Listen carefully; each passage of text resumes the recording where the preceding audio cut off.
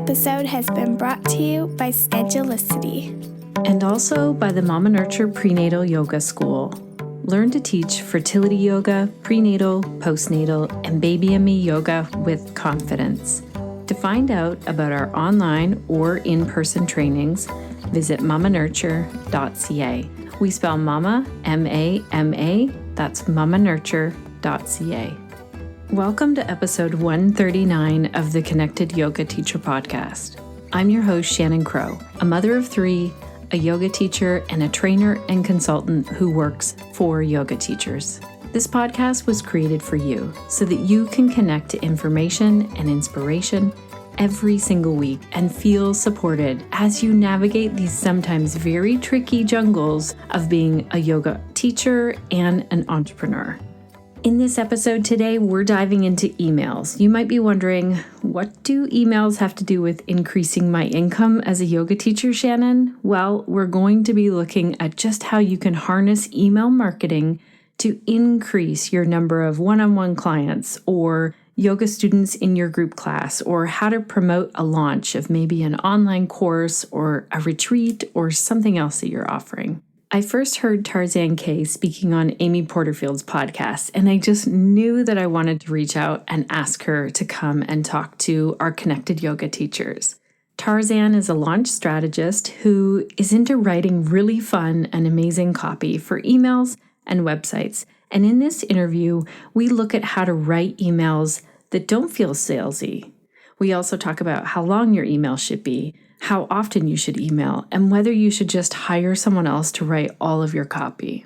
Email can be a powerful marketing tool if you know how to harness it. Whether you've already been using emails now to reach new yoga students, or this is the first time that you're thinking about how to grow your yoga business through email, there are some great takeaways in this interview. All of our show notes are ready for you at theconnectedyogateacher.com/139. If you haven't seen our show notes yet, go check them out. They are amazing. There are clickable timestamps. Crunch goes through and really picks out the main points of the interview. There are some quotes from our guest. There are links. It is just a place where if you want to dive further into this, that's where to begin. Also on our show notes page, you can see where you can leave us a review in iTunes. Have you left us a review yet? It means so much when you do.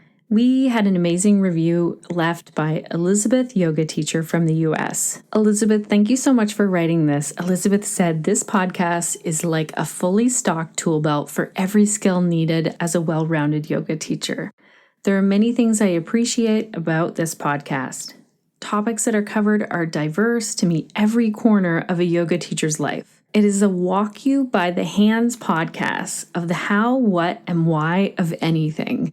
Yoga isn't a one-size-fits-all profession or a many lives, one path choice. There's great insights and golden nuggets to absorb in every podcast. Shannon, you are an excellent interviewer. You don't overtake the topic or have weird tics." The podcast is thoughtful, grounding, and informative. I'm beyond grateful to have access to this knowledge. Thank you so much, Elizabeth, for taking the time to write this review. It means a lot. I'm laughing because I think, well, my family might say differently with my weird tics. But I really appreciate that you said that it's a walk you by the hands podcast of the how, what, and why. And I'm so excited that today we get to dig in and really hear the how, what, and why of how to send emails to grow our yoga business. Before we dive in and meet Tarzan, let's hear our hot tip of the week from our sponsor, Schedulicity.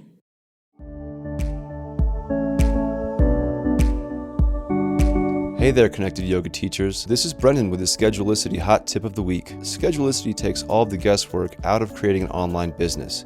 You can stay organized and keep your booking, class rosters, payment processing, detailed analytic reports, and email marketing all in one place.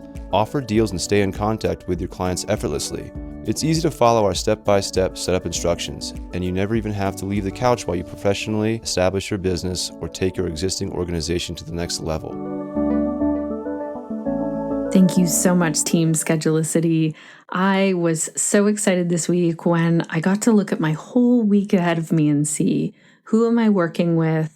Did I make sure that they got those follow-up emails of the people that I worked with last week. And it's so nice to be able to take a bigger picture of my calendar of just the people that I'm working with. So thank you for that. Okay, connected yoga teachers, let's dive in and meet Tarzan.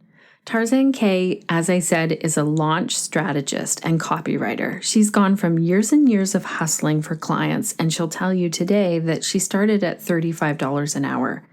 She is now working with a rock star client list, the big money launches, the $3,000 a day service business. And she talks openly in this episode today how now her hourly rate is at $1,500 an hour, which seems unbelievable. So if you are thinking about raising your rates, think of Tarzan when you go to raise your rates. She'll talk to us today in this episode about that. Tarzan helps people make money doing what they love by writing powerful email and website copy that converts readers into clients. She has worked with high-profile clients such as Amy Porterfield, Jasmine Star, and Marie Forleo. Tarzan was featured in Forbes magazine and was the winner of Copy Hacker's Email Copywriting Challenge. I am so excited that you get to meet Tarzan today and to really dive into how you can use email. I think this is one thing that I see over and over again yoga teachers not using enough, and it is such an amazing tool to connect with your yoga students, whether they're in your community or they're online.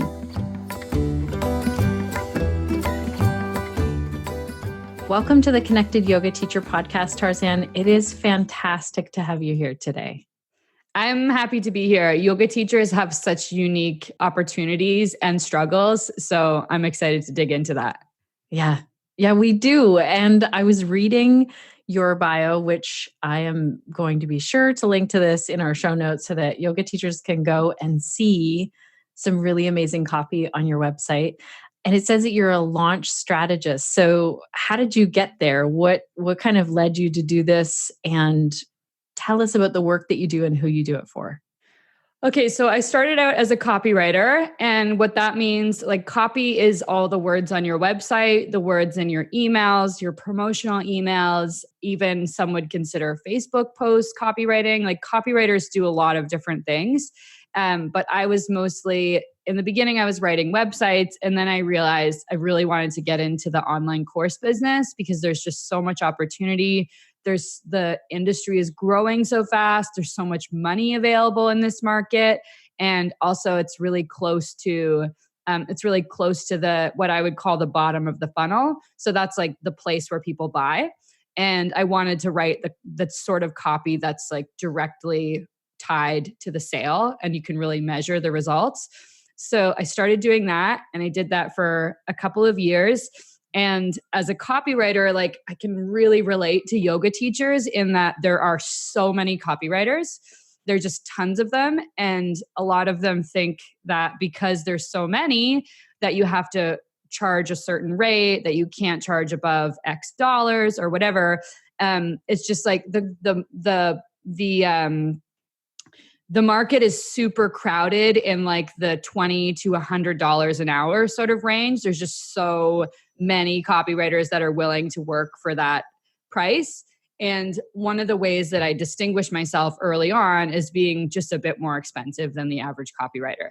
And it made a really big difference. I noticed like, oh, people take me a lot more seriously.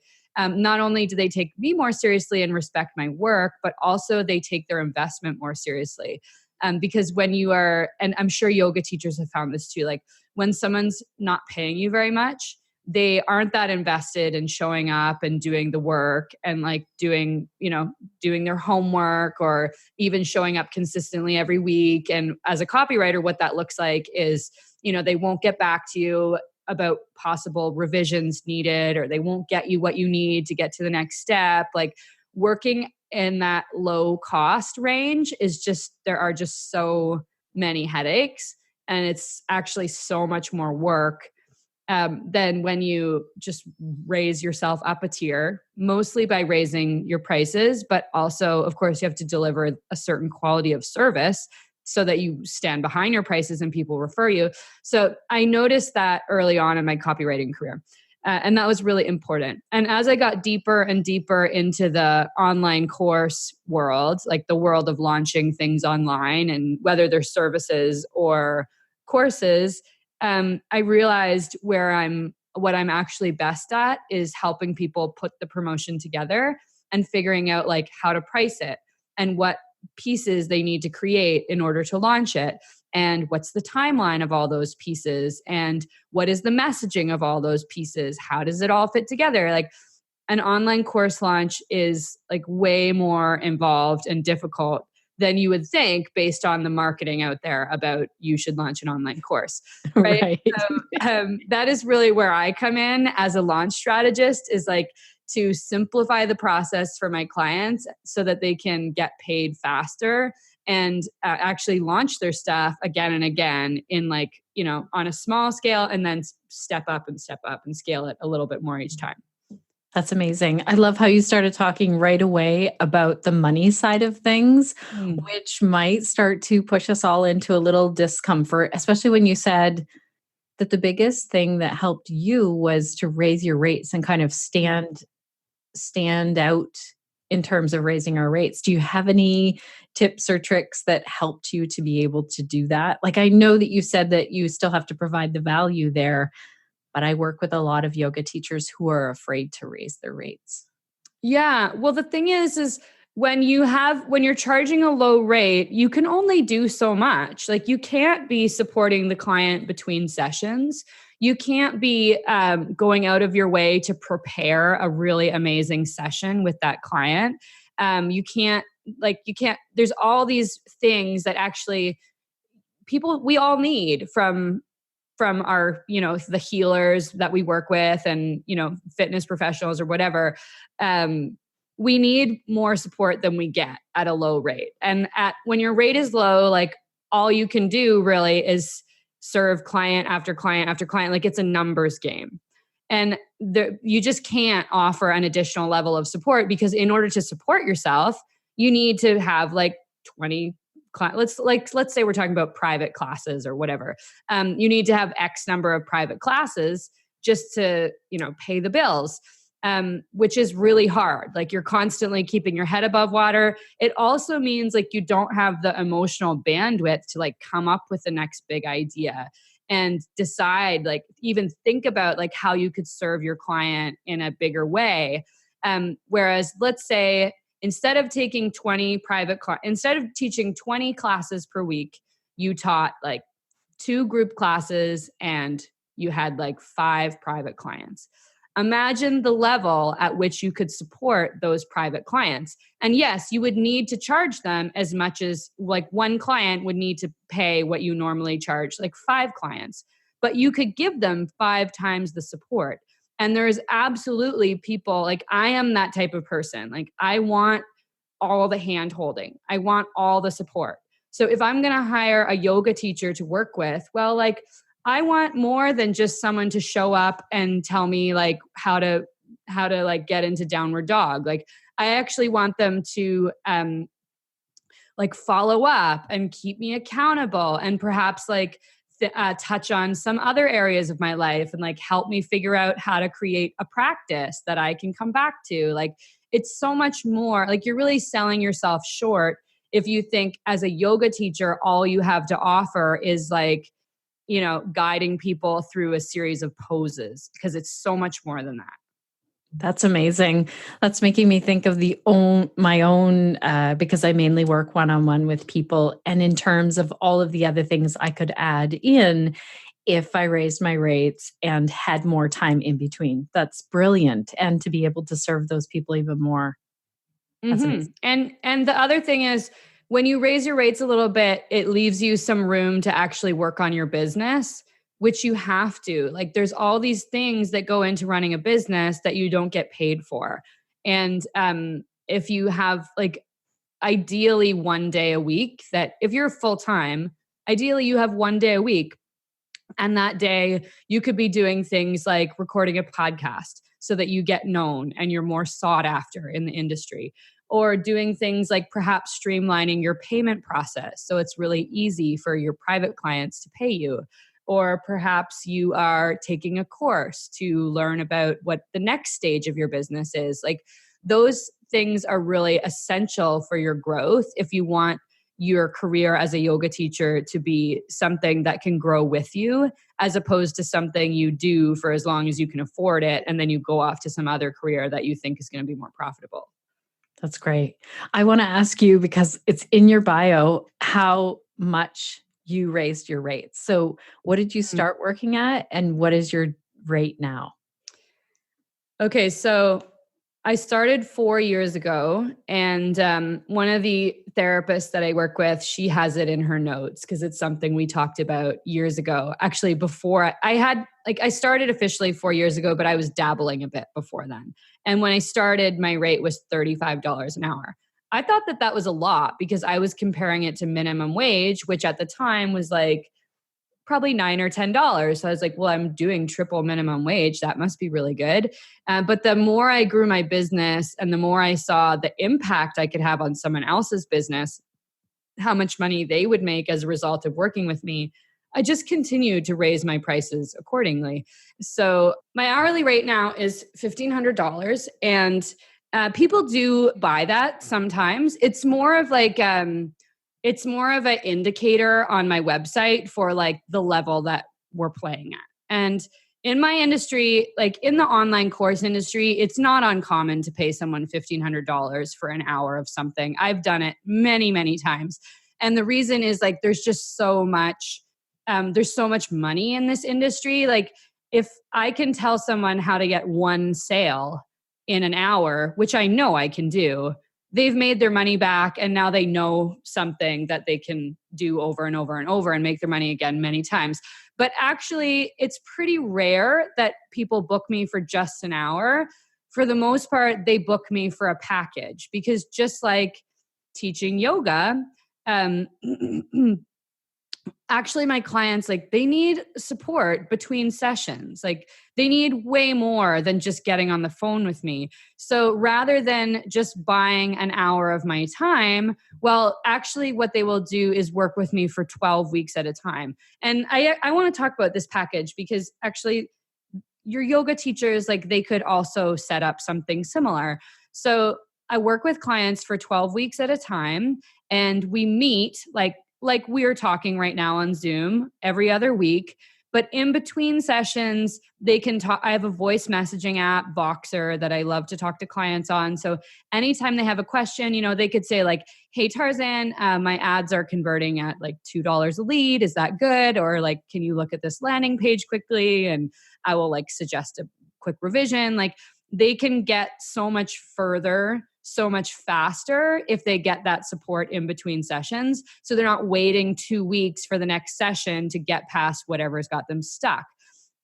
Other things like, so that's really the core of the offer, is like the time with me, both in session and between sessions. But also there's always things you can add. So in my case, like I've been at this for a while, so I have templates for every imaginable email sequence and landing page you could possibly think of. So that's something that is always available to my clients whenever they need a template. I have that there for them. It doesn't cost me anything extra.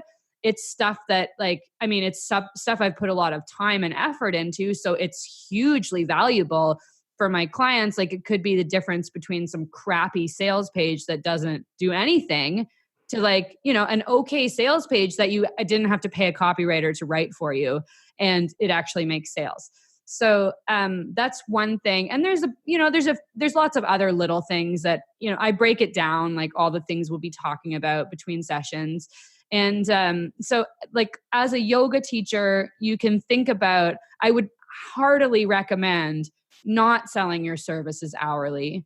Think about it. Like I used to be a music teacher. So I know all too well how difficult it is to have clients who are showing up and paying hourly. They cancel all the time. You don't get paid for them canceling, or you feel bad asking them to pay for it. Like it's a hard game. And if you think about like, okay, so instead of charging for 12 sessions, X number of dollars, I'm going to come up with a 12-week experience. And at the end, and like think about what they're going to walk away with at the end of the experience. Like perhaps like when this client comes to me, they are like, they kind of know they want to do yoga. wouldn't it be so awesome if a client could come to you and you could work with them for 12 weeks, and at the end of that 12 weeks, they could be independent of you and they could have like a yoga practice at home. They would like know the routine, they would know their poses, they would know like what's right and what's wrong in terms of like how they're moving their body. They would have some ideas for like, they would have a plan for how consistently they're going to do their practice. Perhaps like you set some other like life goals together. You talk about how yoga is going to impact their life. You talk about how they could bring their family in. Like, this is just off the top of my head, right? But like, that's much like, actually the value of that is so much more than just 1 or 2 sessions.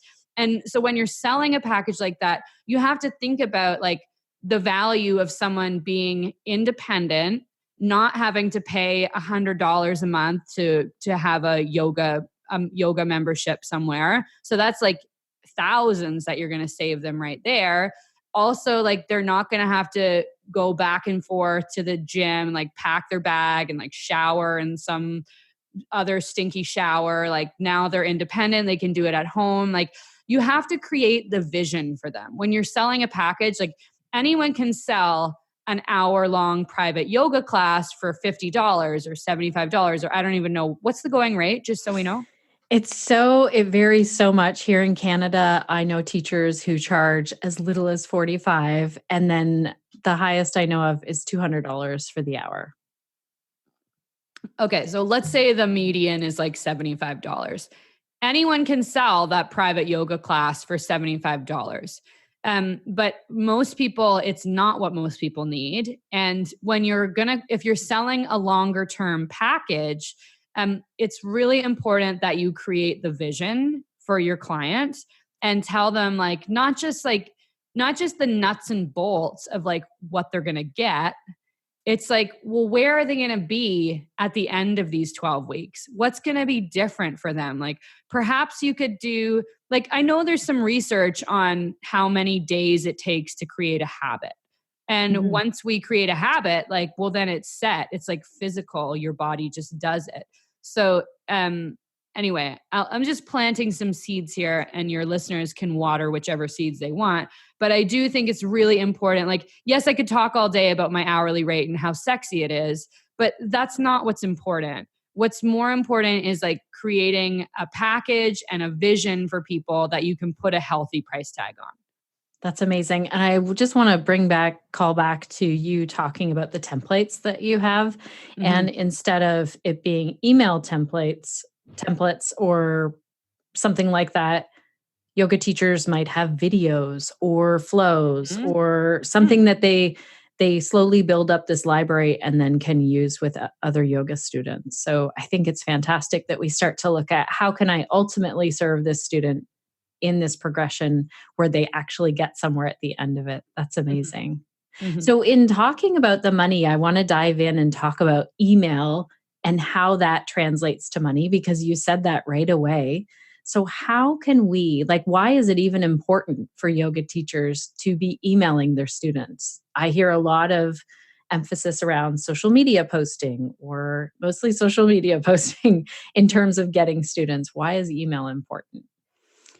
Okay, so I could rave about email all day because that is really how I have built my credibility in the industry, is by consistently showing up week after week and reminding people what I'm really good at and why they should work with me. So I think some of your listeners may choose to really go hard on social media.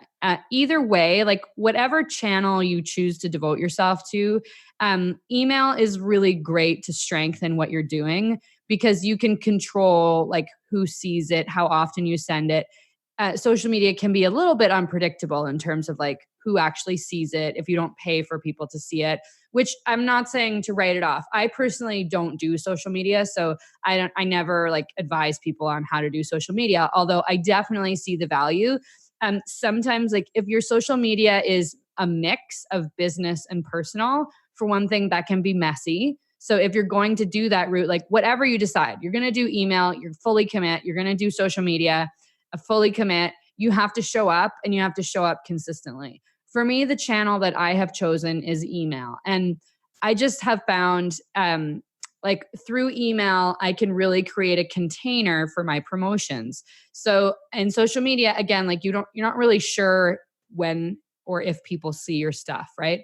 Right. Also, you don't know what's going to happen with the platform. Email is a list of people that have signed up to hear from you, and you have that list no matter what. So that is like a common argument in favor of doing email, but I just want to make it clear. I think social media is great too.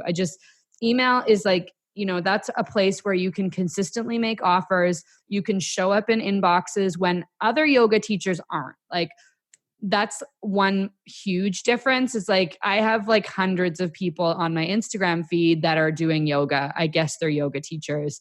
I don't think any one of them really has an email list to speak of. Email is like, it's where you can develop your know, like, and trust factor. If you just show up there more consistently, add every single client, like every time you get a client, you add them to your email list, which means you can market to them again later. They might disappear for a while and come back to yoga. So it's just a way of keeping in touch that's really clean and that, frankly, your competitors probably aren't doing much of. Right. You're so right in that yoga teachers often aren't looking at email. So how should we be writing emails so that they're not feeling like we're just in front of someone being a slimy salesperson? So, this idea of being a slimy salesperson, like, this isn't really about email. It's really not about email. And if you think it's about email, it's not, because you'll probably say the same thing about like selling a $10,000 package or whatever. This is really deeply rooted, and you have to go back and look at your beliefs about money and do some work around clearing those. The thing about like email in particular, like, yeah, people get scared. They think like someone's going to unsubscribe, and that's actually going to happen, or people are going to get mad at you for emailing them. Like, your job isn't to make people happy and make them like you. Like, your job is just to show up and like say, here I am, I'm Shannon, this is what I do, and this is how I can help. The unsubscribe button is there for a reason. If they don't want to hear from you, that's okay. They probably weren't going to buy from you anyway. Or they might just prefer to follow you on social media, and maybe they'll come back later. So it is something that, like, with practice, like if you just sort of start slow, maybe emailing like every other week or something, and it's something that you do have to sort of grow into, like consistently emailing. And, during during one of my promotions, like there's probably like 30 emails that go out. It's a lot, but I didn't just start as someone who sends 30 emails during a promotion, right? Like, I worked up to that. So you do have to get your feet wet a little bit. But what's really important here is like, you got to address those beliefs head on, because they're not really about email. That goes way deeper. Mm-hmm. Yeah. And we all have our like healing modalities that we use. Like, maybe you prefer, I see a kinesiologist. I work with like lots of different healers, and like that sort of work, that's actually the most important work that you can do for your business. And it's weird because it doesn't seem like it's business related, but working through those blocks are what will allow you to be successful.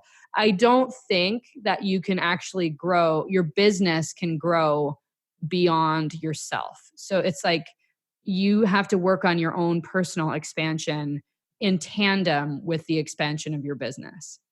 Do you have any resources that have helped you, or that you suggest for people when they get stuck against that? Like, I don't want to be selling to people or bothering people. So I did for a long time promote Denise Duffield Thomas's program, Money Bootcamp. It's really good. She has also an inexpensive program called the Manifesting Formula. That's sort of a taste. And that was the earliest work that, actually, even prior to that, Kate Northrup has a course called, it's called, I don't know. Anyway, she has a course about money. It's called like the Money Course or something. It's very good. So those two, between Kate Northrup and Denise Duffield Thomas, who, by the way, both have books. So you can dig into some of what they're teaching for like a $25 investment. But reading those books and going deeper with their courses, that was really important for me and opened my eyes to a lot of things. And then, I've worked through it independently with people who will hold my hand and do it with me one-on-one, which I'm happy to pay for. Right. Oh, I love it. That's so good. So do you have you mentioned the amount of email that maybe we could start with every other week. When people say to you, like, how often should I be emailing my list? Do you have Okay, I would say at minimum twice a month. At minimum. Like, and the important thing is like you have to be consistent. Once a month, it may feel consistent for you, but it will feel I guarantee for your audience, it will feel random. They won't see that you're showing up consistently. So I would say bi-weekly is the minimum. And you do have to schedule it, like put it on the calendar and make sure that you actually sit down like every Friday at 10 a.m. or whatever, and just give yourself half an hour to write it, then queue it up and send it. But it does really it is really important. And perhaps you could offer yourself a little reward because perhaps you know about the habit loop, which is like trigger, action, reward. So let's say the trigger, and that's like how we create habits, right? So perhaps the trigger could be like your calendar reminds you, hey, it's Friday, it's time to write an email. The action, you write and send the email. And perhaps you could reward yourself by like taking Friday afternoon off. I don't know. right? That sounds pretty sweet. We all like to reward ourselves in different ways. So, yeah, but I would recommend bi-weekly and just make sure you schedule it. Wait, bi-weekly? Okay. Someone just told me that bi-weekly doesn't mean what I think it means. I've always thought it meant every other week, but apparently it means twice a week. So what I meant was twice a week. Right. Twice a month, like twice in the 4. That's confusing every to 2 me. weeks. I also would have said bi-weekly. Yeah. every 2 weeks. Every 2 weeks. Yeah. To start. And then is there like a maximum? If the minimum is every 2 weeks, is there a maximum? The maximum is different for different people. So I guarantee there's some yoga brand out there that's emailing people every single day. Wow. In the marketing world, there's lots of people that email every single day. And I'm not saying that's what you have to go to. Like you will naturally find the limit with your email subscribers. Like they will tell you. So if you are just watching your open rates and you're seeing like what you're reading replies, like you will know when you're sending too much email because your unsubscribes will be super high and you won't see a corresponding number of sales. So I always say like, you want to make more money, we'll like send more email. But there is a limit where where sending more email doesn't equal more money. But you have to find that yourself. So many points in this. I want to say the consistency and showing up. I was working with one yoga teacher who had a monthly newsletter. It was like 4 pieces. And I said to her, let's just try to split it up into once a week. You send this little piece and you'll just schedule it out. You already have created it. And she actually went back and reused some content that she had created. And that's exactly what happened is she saw her income, like her student numbers go up because they were hearing from her more often. Totally. Yeah. So there you go. There's the proof. Once a month is not enough. And actually, a common, like an important rule of copywriting is 1 email, 1 job. So you really shouldn't be sending out an email that has 4 different things in it. People don't have time for that. They don't have the patience, and there's 80 other emails that are waiting for their attention. So just like talk about that one thing, and then next week you can talk about something else, which actually takes the burden off because you don't have to, like, it doesn't have to be a long involved email. It can just be like some small thing that you observed in a class you were teaching last week, and that's it. Like in terms of not being sleazy, I have found like what my subscribers most value is me being real and just like not glossing over the hard parts and telling them what, like anytime, like I just sent out an email a couple days ago. The subject line was apology. And because there were like a bunch of things I messed up. I'm in a promotional period right now. I have a live event in Niagara Falls called Legendary. Shannon, I hope you're coming. Because like, I'm it's so really, close. yeah. Tell Yeah. us about the event as soon as you finish this, Okay. Yeah. I'll come your back to that. apology email. Thanks for reminding me because I already lost the thread. So we're in the middle of a promotion right now, which will be over by the time this podcast airs, but hopefully the event won't be sold out. So some of your listeners could possibly come. So I messed up some things. Some things I said that I couldn't do. And anyway, I sent out an apology and I was like, I messed up in a bunch of different ways. And here are the ways that I messed up. And I was really frank. I said, like, as a marketer, I really try hard to be integrity and do what I say I'm going to do, because there are a lot of marketers that aren't doing that, or are using promotional language just like as a tactic, but not actually following through. So I just sent this apology and I just got a flood of like the most beautiful messages, like cheering me on and saying, thanks for sharing that. And like, we love you, Tarzan. It's just like there's a mutual affection going both ways whenever I'm just real with my audience. So and that's a common thing, is like people think, well, I can't email my list unless I'm like a celebrity yoga teacher that has something that they want to hear from. Like, you don't have to be. Like, actually, what people are going to value is like the things about you that they can relate to. So if you are struggling to like keep up your yoga practice because you have small children, we'll talk about that, because your audience has that problem too. Right. That's so good. We don't have to be perfect and polished, and we don't have to put that out there in email. We can let them know, hey, I'm struggling with this as well. Oh, that's great. Yeah. Connected yoga teachers, I'm popping in here for a moment just to say that in the interview, I had asked Tarzan to share the details of the when and where her event was. And then I realized that by the time this episode went out, the event would be over. I was actually able to attend. I didn't think I was going to be able to when I did the interview with Tarzan, but then two things in my calendar really shifted around and I was able to go. Now, if you are wanting to go for the next event, which I think will be in 2020, and I believe it might be in California, I'm not sure, the link to be notified of all of that information is in the show notes. What I wanted to make sure about this piece is that there was some amazing audio when Tarzan was sharing the why of her event. She was telling me what inspired her to co-create this event with Sage Polaris. Have a listen, because I think it is so relevant to yoga teachers who sign up for the next course and the next course and the next training. And I know this well because I used to do this. I used to always be ready to sign up for the next thing. So have a listen to what Tarzan talks about with this.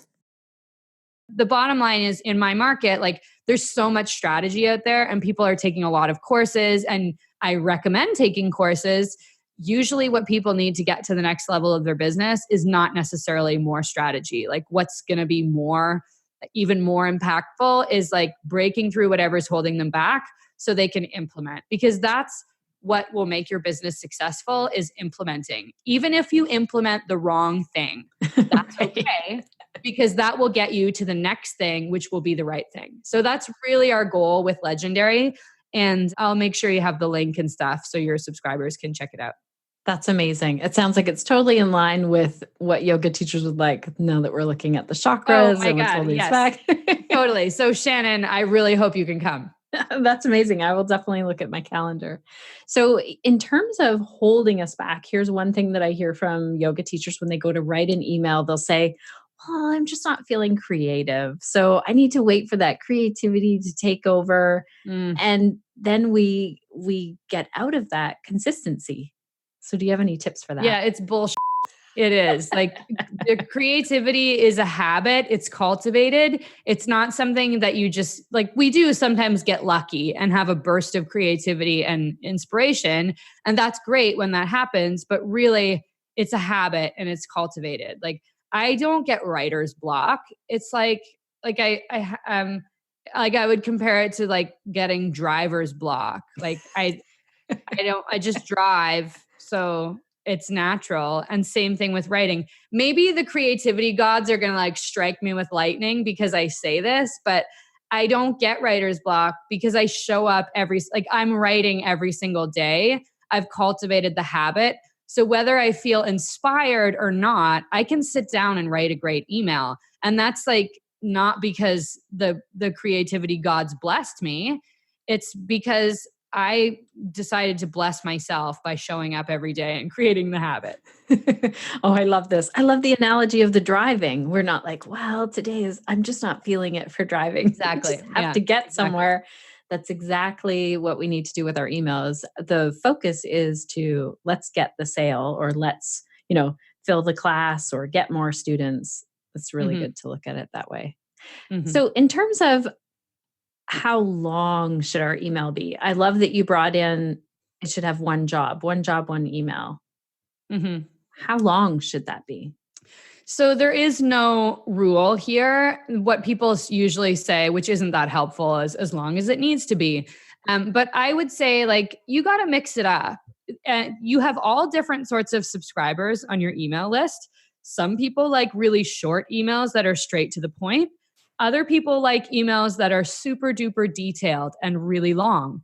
And then other people, they just want it to be fun. So just put pictures and GIFs. And other people, they really want to hear stories and they want to feel something. So make sure you add some heartfelt stories.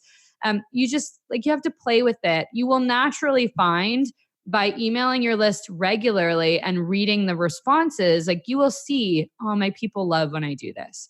Mm-hmm. They love when I do this. But either way, you will find there's so many different types of people and they all like different things. So just try and don't make your emails look the same every single week. Oh, that's fun. I like that. And this really helped me. I listened to you on Amy Porterfield's podcast talking about these 4 types. And it made me really mix things up when I was doing a launch. And I was just like, okay, well, this one will be for those people who just want how do I sign up? That's it. And then the next one would be super in depth and to watch and see what resonated with different people. Should we be hiring someone to write our copy for our emails or our website? So your website, I think it would be helpful to get some help, perhaps someone to write it with you, which a lot of copywriters will do. But to write your emails, I would say no. And the reason is you really need to take the time to figure out your own voice. And no copywriter can do that for you. I do have copywriters that work for me. I have one copywriter that writes really well in my voice, and she's awesome, and people can't tell the difference between her and me. But the reason she's able to step into my body and write like me is because my brand voice is very well developed. She's been reading it. She's been reading my stuff for years. So she can absolutely do that. But if your copywriter doesn't have anything of yours to read, they can't watch your Facebook Live videos or whatever, they're just going to have to make up some voice. And there's a strong chance that it's not going to sound like you. It's a really common complaint. People, when they're early on in their business, they'll be like, oh, I've worked with copywriters before and it didn't work. And I'm like, okay, well, if you worked with a bunch of copywriters and none of them did a good job, what's the commonality in all these relationships here, right? It's you. So that's not always the case, but it is a pretty common thing. So it's just so important that you develop your own voice. There's no other way to figure out what your message is. And email is such a great way to do that because you get such immediate feedback from people. They didn't like that, or they liked that, or they share their own story that's similar. So I would strongly recommend writing your own emails, at least commit to it for a year. And then you could think about possibly bringing in some help. Oh, this is really good. You talked about brand voice. So is that different from our own voice? And how would we sort of work that muscle? So as a personal brand, it's very simple. I'm a personal brand. So what you see from me online is really similar to who I am. But it's sort of like Tarzan magnified. So, it's a little, I say things even more strongly, or I don't want to say exaggerate because I never say anything that's not the truth. But it's my own personality. It's just a little bit louder. And if you think about your brand voice, like, well, so I had a great copywriter create a voice guide for me. His name's Justin Blackman. He just did an awesome job. And it's like a 20-page guide that goes deep into like Tarzan-isms, like stuff that I say, stuff that I reference, like my favorite things, like Hamilton the musical. I love that. I love the show Billions. Like, there's like things that I come back to again and again. Like I like hip hop. So there's the things that I like that flavor my brand voice, and I come back to them again and again. There are stories, I like key stories that I come back to again and again because they're good teaching stories. All that is sort of wrapped up in my brand voice. But then there's also like, the way I write. Like there's grammatical choices. Like, do you say I gotta, GOTTA, or are you like, or do you like to spell out every single word and make it grammatically perfect? Like that's brand voice. Let me think of some other examples. There are for sure like subjects that you don't touch, that you don't want to go to. Like maybe you just don't want to comment on like the political situation in the United States. Or maybe there's other things that you don't talk about. That's part of your brand voice too. Even like even your mission as a brand, like what you came here to do, like that should also filter through into your brand voice. So it is really the same as your own voice. It's just a little bit more thought through and a little bit more intentional. It makes me think that, we only have this short amount of time with people online or in an email. Their attention span is really short. And if you developed a friendship with someone, they would slowly get to know these things over time as you hung out and spent time together. But in an email, it's like, okay, we really have to highlight these certain things or just omit those other things. Yeah, it's amazing. Precisely. Yeah. Precisely. Do you have any tips for if we're feeling like let's just use an example that comes up all the time is yoga teachers will tell me I want to increase my one-on-one bookings with people. So can you think of that yoga teacher who's just thinking, people just don't know about me or nobody's booking? How could they use email in a way to bring more clients in? Okay, well, the thing is like, it's easy to use email to bring clients in. You just send out emails saying I'm taking clients. But in order to do that, you have to have an email list. So if we could just back up a second, like if you want to book more one-on-one clients, you have to be more visible. Like visibility is the biggest thing. So perhaps like there's the easy, I don't want to call this easy, but something that's available to everyone is to do Facebook Lives or make YouTube videos or do Instagram stories. That's like something you can do immediately, but you do have to show up consistently and keep talking about it until people are like, oh yeah, Shannon is the one that's like, she's always on Instagram talking about pelvic health. So my friend who said like she pees when she jumps on the trampoline, she should go see Shannon. Shannon can solve that problem.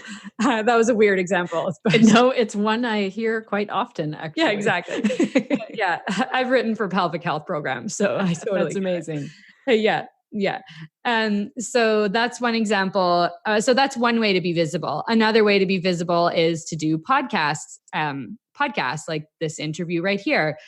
Perhaps to go to live events where your ideal customers hang out.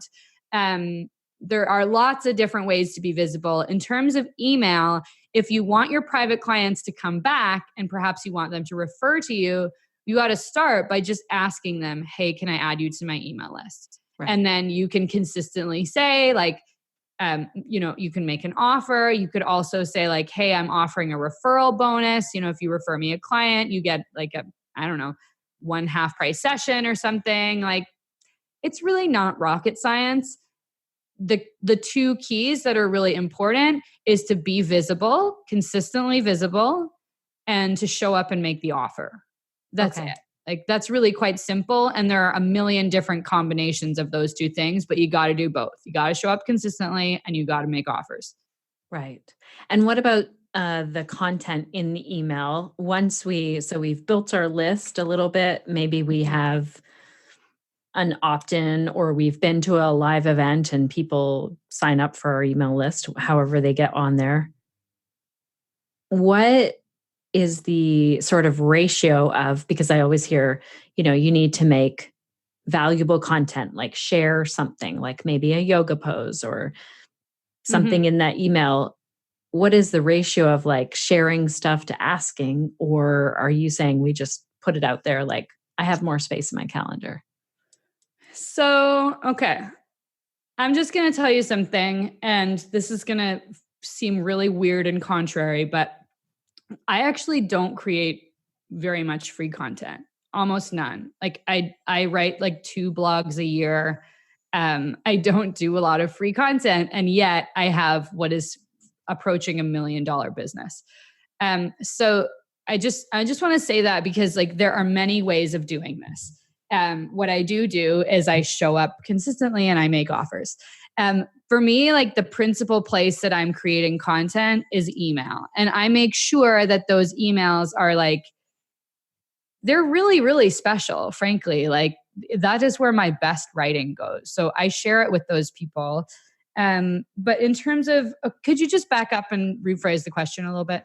Yeah. Like I'm so curious now when you say that you're not creating content all the time. So here's what this is one of the messages that is out there is if you want to get more people, you need to be creating that free content, then putting it in your email and then asking for the sell at some point. So I want to dig in more to what you think, because whatever you're doing is working.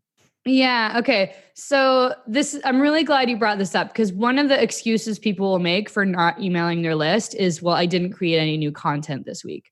I don't care. It's only 2% of my list or something that's going to click through to the free content anyway. And it is important. Like I'm not saying free content isn't important, because it is, and it's a major gap in my business. But what's working is like I consistently email them, and occasionally there's no link to anything. It's just like, this is what's going on. I consistently promote, and I promote different things. So there's often links to something that they could buy. Let's see what else. I do quite a lot of webinars, and it's not that scary to do a webinar, but my webinars, like that is where as a lot of my best content as well. And FYI, like when you're hosting a webinar, like you send like 5 or 7 invites. So there's a whole bunch of emails right there. Plus like there's the replay. Once you flex this muscle, you will find there's always like, now the problem is like scheduling things, because there's too many overlapping things I want to email my list about, and I don't really want to email them every single day. But it's a muscle that has to be flexed. You don't have to always create new content. And if you feel like you do, well, you can like your content can play off each other. If you do a Facebook Live showing some cool yoga pose that you want to teach on, and then you write an email and just like link to that Facebook Live. That's really easy. And if you don't have anything for that week, well, take a picture of yourself and put that in the email. Just like I would say, email, like just have fun with it. Like it doesn't have to be so serious. You don't have to, like, you're probably going to send some emails that aren't that good. That's fine. The important thing is that you write them and you send them. And what you think is not good, someone else might think is the greatest thing they've ever read. And they're so glad someone finally said it. Right. In terms of making offers, there are some things that work better than others. So like I have this, there's this massage therapist, Reiki healer that I go see quite often. I'm on her email list, and she emails like inconsistently, but when she emails, it always says like, I have a spot on Friday at this time or whatever. She literally just emails like the time that she has available. And occasionally she does a promotion, like it'll be like a buy 2 for whatever price. And I often jump on the promotions. I very rarely jump on the time offers, but I know it works for her. So that's something you can try. It kind of gets old fast, but whatever, just like make the offer and you can try something else next time. So I wouldn't advise against doing that, because it, like, she does tell me often, she's like, kept me consistently as a client. Like that's probably the number one thing. Like forget about how many times I actually bought the promotion. Like I went to see her years ago. The reason I'm still going back to her is because she keeps up with me and she's really good. But that's the number one thing. She keeps up with me. She makes offers. Like she usually does an offer at Christmas. And I've been on her list long enough that like at Christmas time, I'm going to be looking out for a promotion because I know I can buy a couple of massages for a discount price. So that's one thing. Discounting in general, like I don't love. It is the easiest thing to do though. It's the easiest way to get sales. But for me, like I'm not Kmart. I don't discount. Right. Occasionally I have done discounts in the past, like buy one, get one sort of thing, buy one, get one half off. But that's like when I'm already making a significant amount of money. Like you cannot live on a $35 an hour yoga business. You can't. Right. Like, you can't work 40 hours a week. There's probably travel time involved. There's business administration. There's like, you just can't. So you can't charge that. And if your regular rate is $70, well, it's not going to get you anywhere to do a half off. Like you're just setting a standard with your clients and you're not going to get good people at $35. So I just want to caution against discounting. Although I will say in some scenarios, like it's not that there's no place for it. Other offers you can make, like one thing that I do this about, like I don't take too many private clients. So it is actually a sort of an exclusive opportunity, I would say. So about twice per year, if there's a gap and I feel like I'm feeling spacious and I could take on some clients, I will send out one email that says like, I'm offering a rare and exclusive experience to work with me. It's a really special package. Just hit reply if you want to hear more about it. And I will put together something really special that I've never done before. Like it's not just a marketing tactic. I am always, as I said before, like in integrity with my promotions, offering something special. So that is my preferred way to do it because as we started this conversation with, I don't recommend charging hourly. And when I send that email that, by the way, says like the subject line is, do you want to work with me?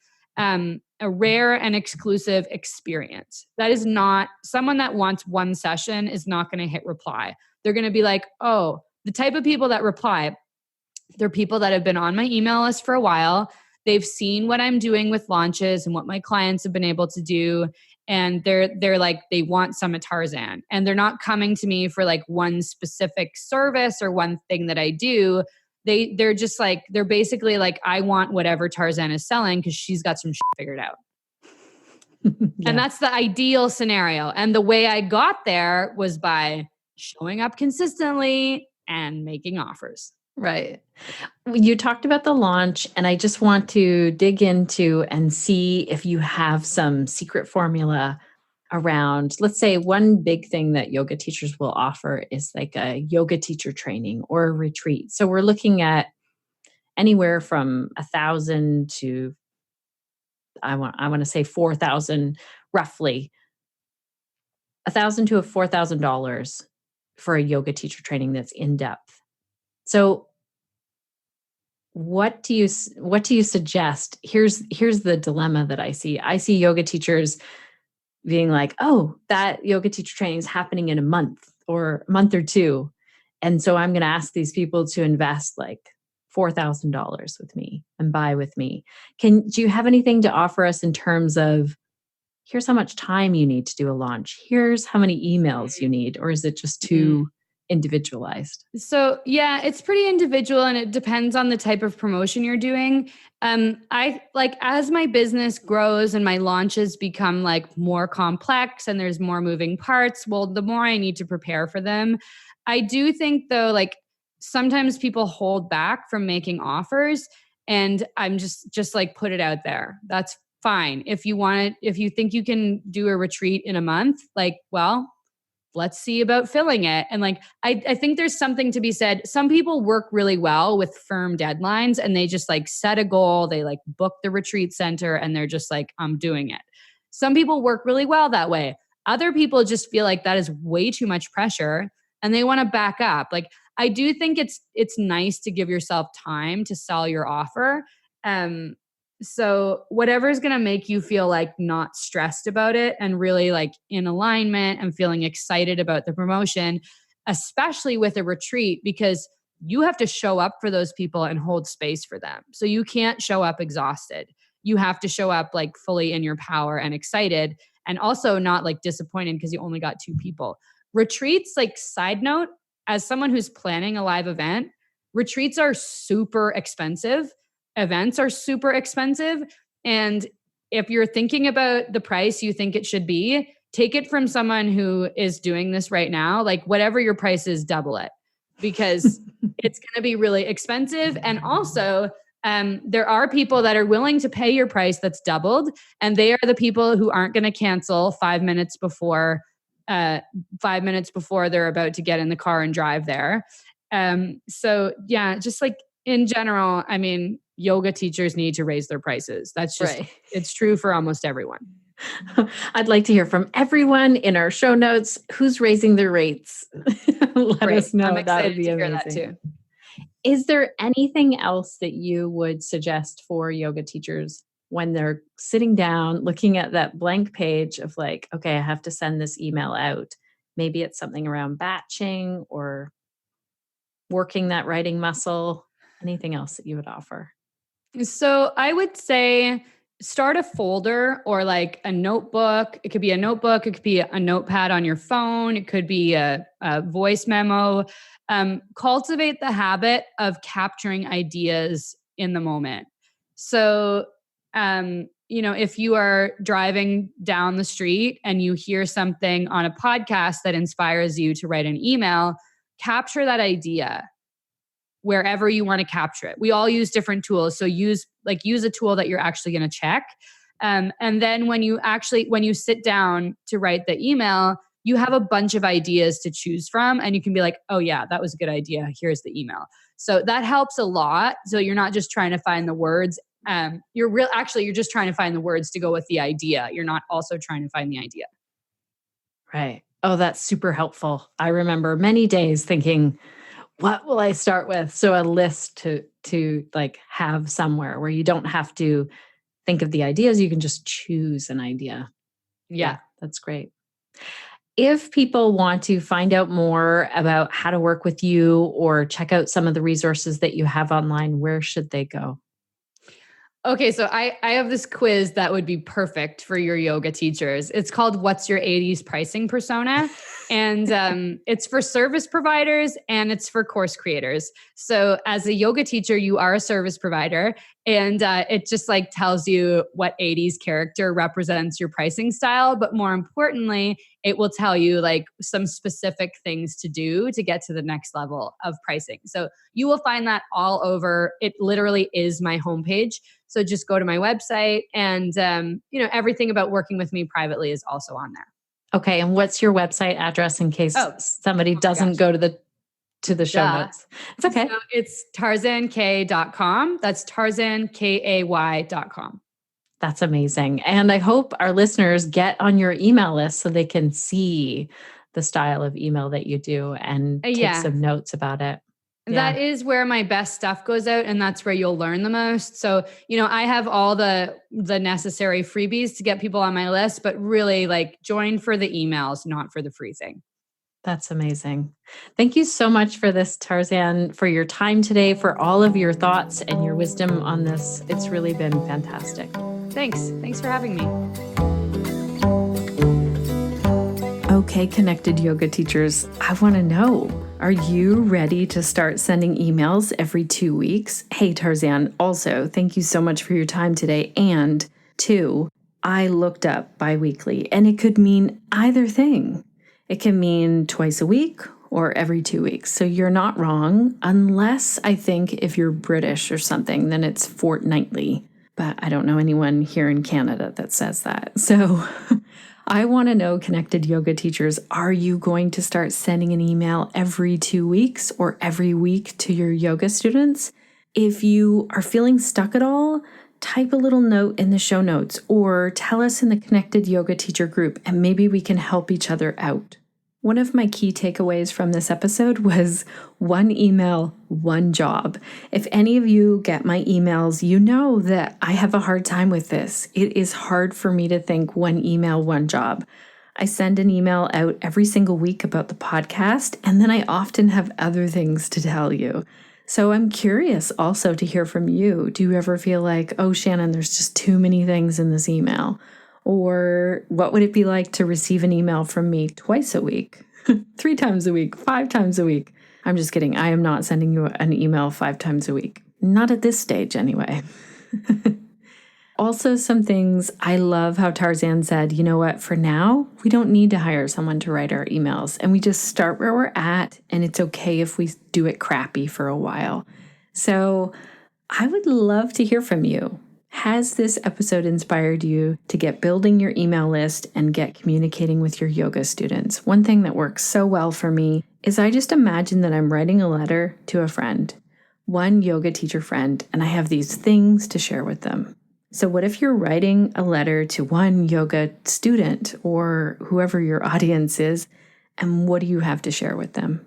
If you are still feeling stuck, this might be a good time to book a one-on-one consultation call. And I really love to work one-on-one. I provide as much individual information as possible because each yoga teacher has different offerings and each yoga teacher has a different way of sharing those offerings. So if you are interested in working with me, go to theconnectedyogateacher.com and look for Work with Shannon. Huge thank you to our team over here at The Connected Yoga Teacher. Suzanne, Crunch, and Cindy, thank you so much for all the work that you do in making each and every episode possible. And thank you, dear listener. You taking the time to be here means a lot to me. So before I sign off, I'd like to know, what will you be doing this week to stay connected to yourself, to your yoga practice, and to your community so that you can share the yoga that lights you up?